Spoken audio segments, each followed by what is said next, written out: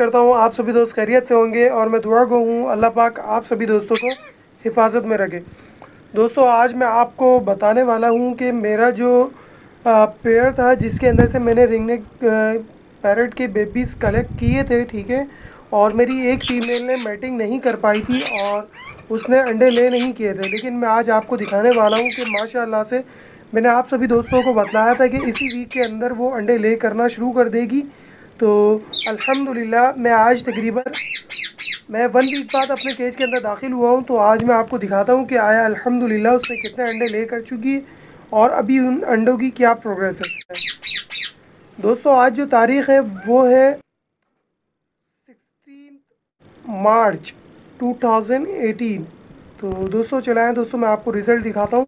तो चले आए दोस्तों शुरू करते हैं। जिसके बेबी मैंने कलेक्ट कर लिए थे, जबकि एक फ़ीमेल जो हांडी के अंदर बैठी हुई है उसने अभी तक अंडे ले नहीं किए थे, ठीक है, लेकिन अभी पिछले वीक मैंने आपको बतलाया था कि अल्हम्दुलिल्लाह वो मैटिंग कर रहे हैं, ठीक है। तो इंशाल्लाह इसी वीक के अंदर वो अंडे ले कर देंगे। तो चलाएं दोस्तों मैं आपको रिज़ल्ट दिखाता हूँ, ठीक है। मेरी सेकंड फीमेल हांडी के अंदर मौजूद है, तो मैं आपको दिखाता हूँ, ठीक है। तो चलाएं दोस्तों देखते हैं।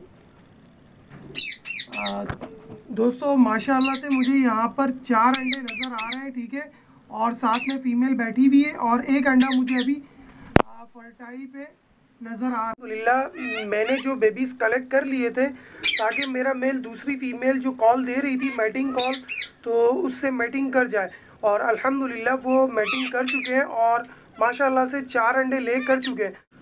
तो दोस्तों इंशाल्लाह उसके बेबीज़ निकलेंगे तो तकरीबन 27 डेज़ बाद, तो मैं आपको इसकी न्यू प्रोग्रेस दूंगा कि आए कितने बेबीज़ निकले, ठीक है। तो जब तक दीजिए मुझे इजाज़त, अल्लाह निगहबान।